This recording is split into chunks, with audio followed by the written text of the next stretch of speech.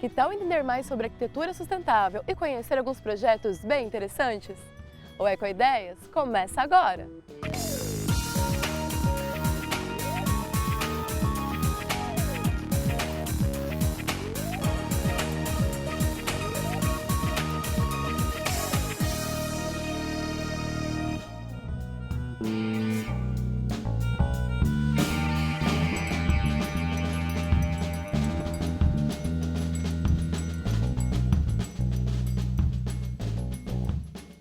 A professora Norma Truppel Constantino, da Unesp de Bauru, nos conta a importância dos espaços verdes na área urbana e ainda mostra como as cidades podem se tornar mais agradáveis e sustentáveis.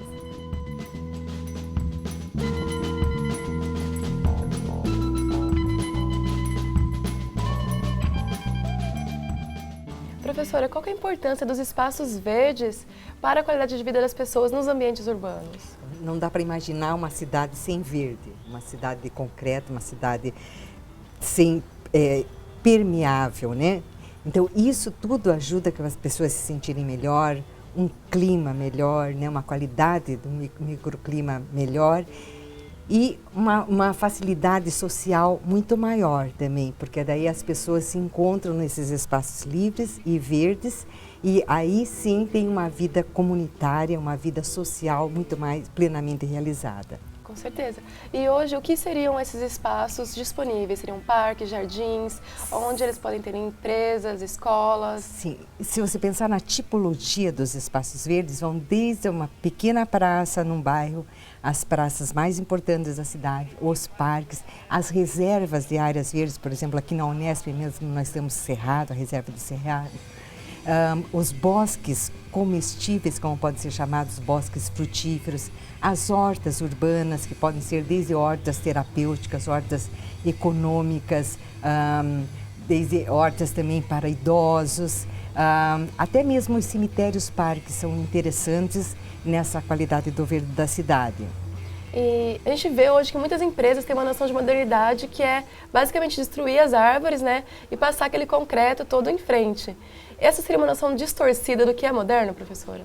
Vem contra tudo o que se pensa hoje em dia numa cidade ambientalmente correta, onde o verde pode estar desde um telhado verde, desde uma parede verde, uma infraestrutura verde, então com locais onde a água da chuva penetre no solo, onde ajude a toda a drenagem da cidade. E existem muitas cidades, até o habite-se só é dado às edificações que tiver alguma dessas infraestruturas verdes. A coisa mais triste é você ver um loteamento sendo implantado e a primeira coisa que fazem é passar a máquina e arrancar todas as árvores que ali existem e fazem os lotes. Então a primeira coisa que a pessoa vai fazer ao comprar um lote é plantar uma árvore, quando já existiam tantas anteriormente.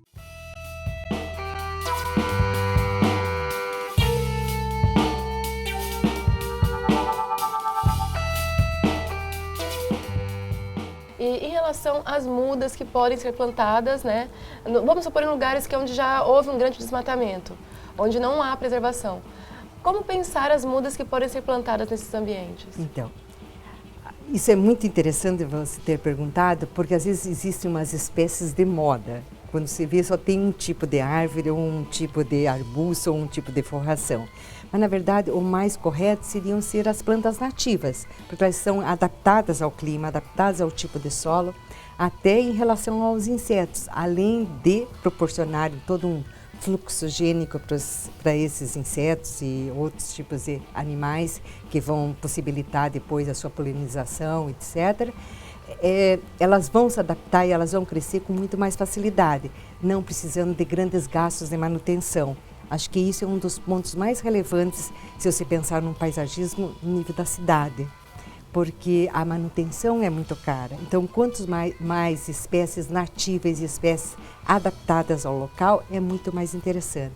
Não uma espécie exótica que não tenha nada a ver com o clima ou com o tipo de insolação ou o nível de chuva que tem no local. Com certeza. E nesses lugares que já, como a gente já citou, né, em relação, já foi muito concretizado, assim, por exemplo, calçada que já está fechada, um ambiente urbano que já está uma praça, que virou uma praça de cimento, É possível quebrar esse concreto? Como analisar, por exemplo, uma calçada para plantar agora uma árvore? Então, essa é uma solução que pode ser feita, né? Tem alguns tipos de arbóreas até que podem ser colocados em vasos, né? E se você pensar, mesmo que se tiver uma cobertura de concreto e você fazer um tapete verde em cima, é possível, né? E colocar as árvores como se estivessem em vasos também é possível. Eu acho que isso sim tem que ser incentivado, porque quanto mais tiver essas superfícies verdes, menos você vai gastar um ar-condicionado, por exemplo. Se você tiver uma cobertura com um teto verde, também seu clima interno da sua residência ou do seu escritório vai ser muito mais agradável e menos você vai gastar com energia mesmo. Então, é todo um conjunto de coisas que a gente pode chamar mesmo de uma infraestrutura verde que podem ser unidos e isso ajudar no bem-estar de todos.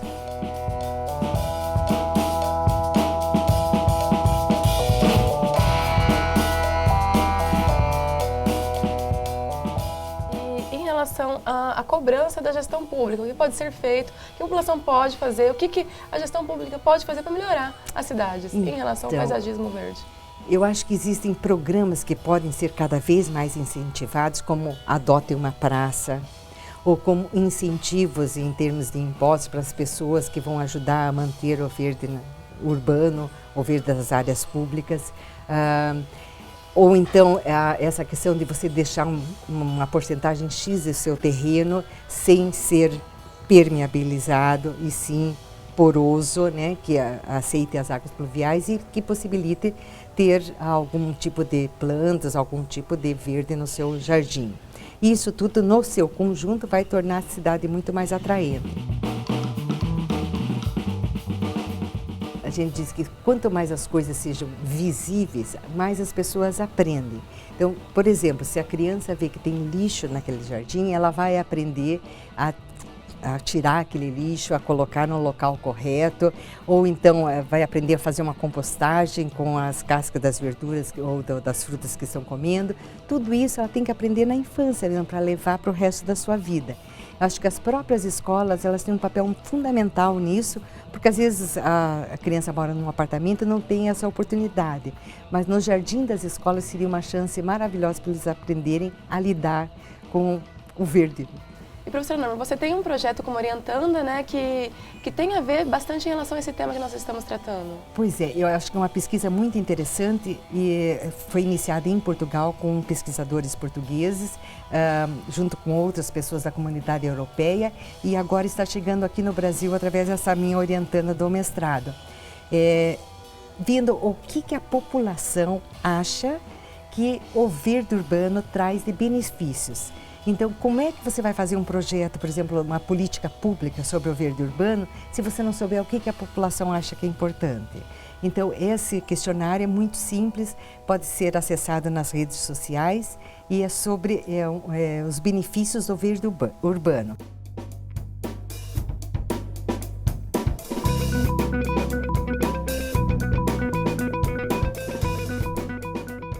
Depois do intervalo, a gente conhece um projeto bem interessante na cidade de São Paulo.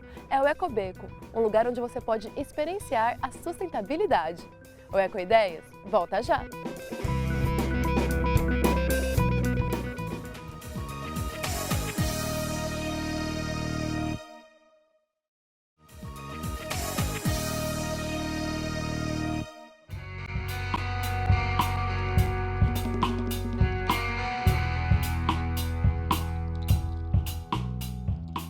O Ecobeco é um centro de soluções ecoeficientes dentro da cidade de São Paulo, que aproxima o público de técnicas sustentáveis que fazem parte do local. Rafael, o que é bioarquitetura? Bioarquitetura é uma arquitetura que você utiliza as forças naturais para conseguir trazer o conforto térmico dessa edificação. Você utiliza a trajetória do sol, você utiliza os fluxos de ventos, a inércia térmica de materiais para você conseguir trabalhar esse fluxo de calor dentro do edifício e assim conseguir trazer índices de conforto naturalmente, sem precisar usar o ar-condicionado, sem precisar usar outros sistemas de aquecimento, você consegue, com as forças da natureza, trazer esse conforto para o edifício. Além de ser uma arquitetura que ela é construída utilizando materiais naturais e materiais reciclados. Então hoje é possível você utilizar a terra, o bambu, a madeira, pedras, enfim, todos os materiais que podem estar disponíveis direto no local, você leva eles para a construção, assim você economiza toda a trajetória e o fluxo de produção dos materiais, a indústria, o processamento dele. Então a bioarquitetura ela integra realmente também materiais reciclados. Você pode usar garrafas, pneus para misturar nessa arquitetura, que são elementos que eles têm uma propriedade bastante nobre. Eles são, por exemplo, o pneu ele é bastante resistente, térmico. Então você consegue construir essa edificação sem agredir o meio ambiente. Ela é a forma mais antiga de construção da humanidade, então obras gigantescas como a Muralha da China, o Taj Mahal, entre tantas outras, foram construções que foram feitas ao longo da história e até hoje estão aí de pé, comprovando a eficiência de toda a bioarquitetura. Muito bacana, né? E em relação à cidade de São Paulo, né? Nós aqui estamos na cidade de São Paulo.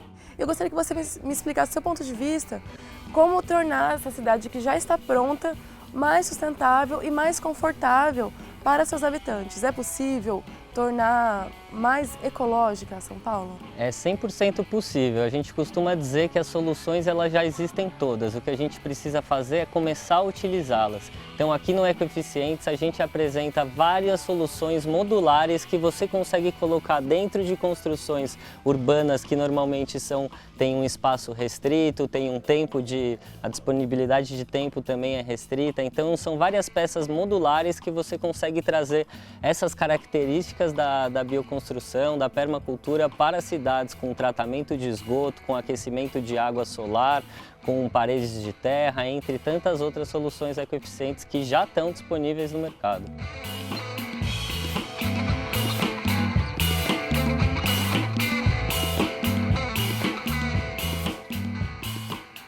E aqui no Ecoeficientes vocês também trazem uma ideia bem interessante, que é do ecomódulo.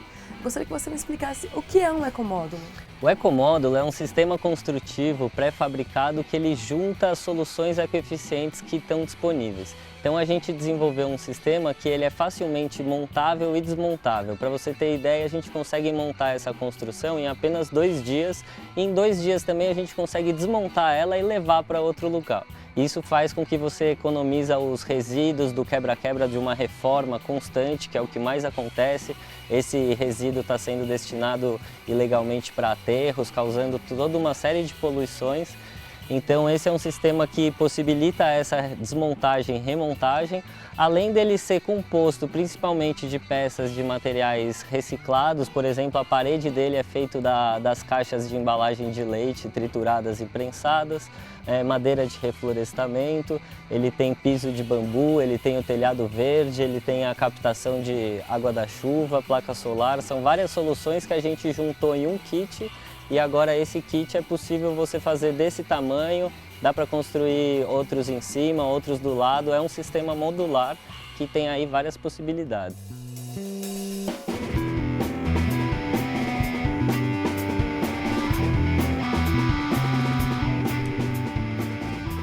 Em relação ao conforto sonoro, em relação à resistência, como você já explicou um pouquinho, ele não deve em nada para uma construção comum. Não, ele não deve em nada. Essas questões sempre são principalmente pensadas para pensar que ela consiga ter o conforto acústico. Essa porta que a gente utiliza, ela tem um trabalho de encaixes, que são, por exemplo, 2 encaixes que deixa ela hermética dentro mesmo, com o som. E o telhado verde, a parede verde, eles conseguem segurar muito o som e a temperatura também, deixando o lugar livre de ruído e livre de excessos de calor também. Vocês têm uma iniciativa bem interessante também, que é o Ecobeco, né, Rafael? Gostaria que você me explicasse mais sobre este projeto. O Ecobeco é um espaço que a gente desenvolveu para trazer essas soluções que a gente já apresentava na internet no Ecoeficientes Na internet é outra coisa, né? Então a gente criou aqui esse espaço primeiro aqui na Vila Madalena, no Beco do Batman, que é um espaço aberto de final de semana para o público vir e conhecer de perto o funcionamento de todas essas técnicas que a gente apresenta no site. Então tem o aquecimento solar, tem o tijolo BTC, tem o filtro de esgoto, são várias soluções que daí desmistifica o entendimento das pessoas que acham que pode ser mais complicado, vai ser, e aqui ela vê que realmente são princípios naturais, uma coisa econômica e muito fácil dela instalar. E para divulgar o trabalho de arquitetura sustentável, né, vocês desenvolveram a plataforma Ecoeficiente. Quais têm sido as principais demandas que vocês têm recebido em relação à sustentabilidade no Departamento de Arquitetura? A plataforma Ecoeficientes a gente desenvolveu para explicar um pouco o trabalho que a gente faz, porque hoje você fala, eu sou um arquiteto sustentável, trabalho com sistemas ecoeficientes, as pessoas ainda não entendem direito quais podem ser essas soluções. Então no Ecoeficientes a gente criou uma maneira bastante didática, dividindo a construção sustentável por 6 categorias. Então tem aproveitamento de água da chuva, materiais naturais, a arquitetura bioclimática, tratamento de resíduos, geração de energia e a integração da vegetação na arquitetura. Hoje, dentro de todas essas soluções que tem disponíveis, a gente recebe pedidos do Brasil inteiro de vários tipos de soluções. Tratamentos de esgoto, telhado verde, horta urbana, eu posso dizer que seriam talvez as principais.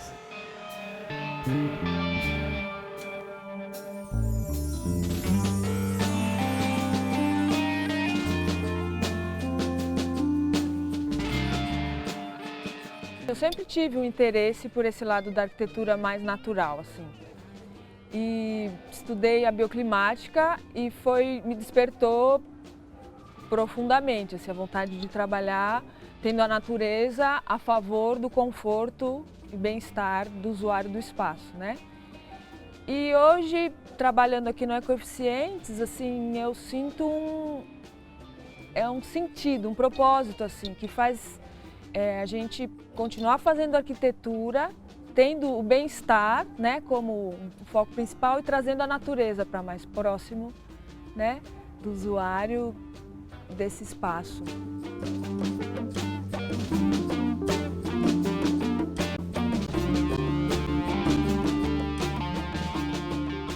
Depois do intervalo, a gente confere mais possibilidades de tornar a arquitetura mais ecológica, seja na hora de construir ou de adaptar a sua obra. O Ecoideias volta já!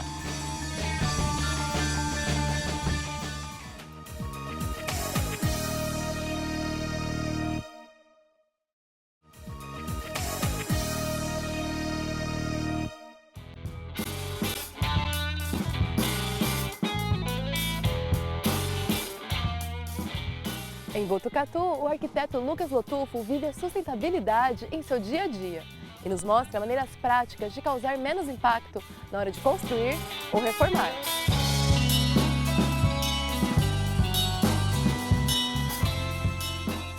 Lucas, como tornar a arquitetura mais sustentável? Bom, Patrícia, acho que a relação da arquitetura com as pessoas e com a natureza é o que torna ela mais sustentável. É a ideia de transformar essa relação numa relação mais harmoniosa, né? Que respeite tanto as relações humanas que estão envolvidas no processo, assim como a natureza, né? Diminuindo os impactos e os recursos que ela extrai da natureza. Acho que essa é a ideia da arquitetura sustentável. E muita gente pensa a arquitetura como uma coisa mais estética, né? Como que fica a questão da estética com a ecologia? Bom, eu acho que assim, o uso de materiais já cria uma característica mais orgânica, né? O uso de materiais naturais na arquitetura cria uma relação mais orgânica, estética. Eu acredito que a estética vem da verdade, então da verdade do material e da relação das pessoas com o material. Então, à medida que elas trabalham isso artesanalmente, isso se transfere para o material e para a arquitetura, né, fazendo as pessoas se sensibilizarem por aquilo. E é isso que eu acredito que é a parte estética da arquitetura, né?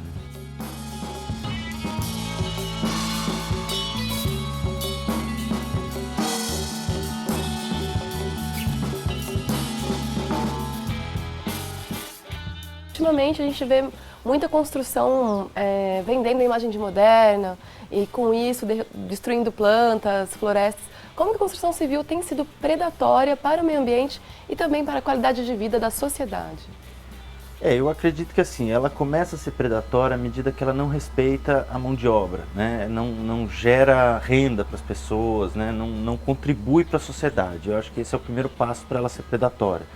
Eu acho que a arquitetura, para ela ser sustentável, ela tem que contribuir com a sociedade, com a economia local, com a formação de pessoas, né? Na educação. E outra questão é o uso dos recursos naturais, a forma como a gente utiliza esses recursos, né? Hoje em dia, qualquer material de construção ele tem que vir de muito longe, passar por um processo de beneficiamento, né, para chegar até nós, para daí a gente utilizar. Isso gera um impacto gigantesco na natureza, né?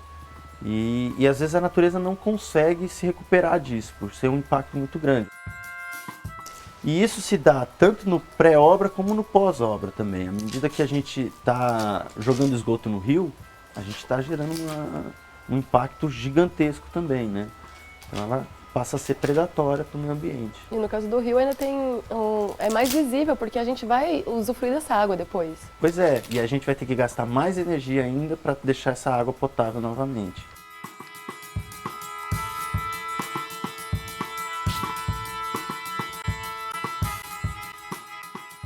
A maior parte das cidades no mundo foram construídas sem planejamento, né? Como remodelar essa cidade de uma maneira mais sustentável? A gente tem grandes exemplos no mundo dessa adaptação, né? Dessa, eu diria até evolução da cidade, né? Que é para melhorar as relações humanas também e as relações com o meio ambiente.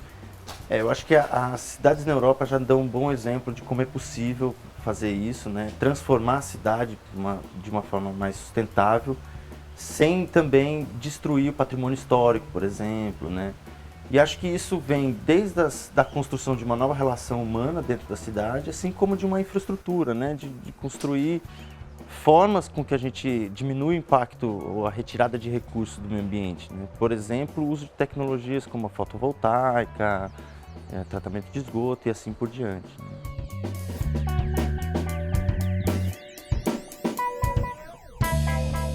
E você tinha citado o tratamento de esgoto que vocês têm feito aqui no sítio Beira Serra, né? Eu gostaria que você explicasse um pouco mais sobre isso. Bom, Patrícia, existem vários sistemas de tratamento de esgoto, né? Existem alguns que são para a gente, como falar, devolver a água para a natureza de forma mais tranquila, mais limpa, né? E existem tratamentos para a gente reutilizar essa água, né? Na permacultura a gente fala muito de dar mais de uma função para cada elemento. Então a gente tem aqui uma experiência onde a gente faz o tratamento de água cinza da nossa casa através de um sistema chamado filtro biológico. E no final dessa etapa a gente tem um laguinho ornamental com peixes e plantas, que é a ideia justamente de transformar aquilo que a gente normalmente se nega a olhar, se nega a ver, se nega a trabalhar, em algo bonito, que agrega valor à nossa vida, né? E que pode ser devolvido ao meio ambiente sem nenhum grande impacto, né? E a gente pode utilizar depois para regar as plantas, é uma água limpa já.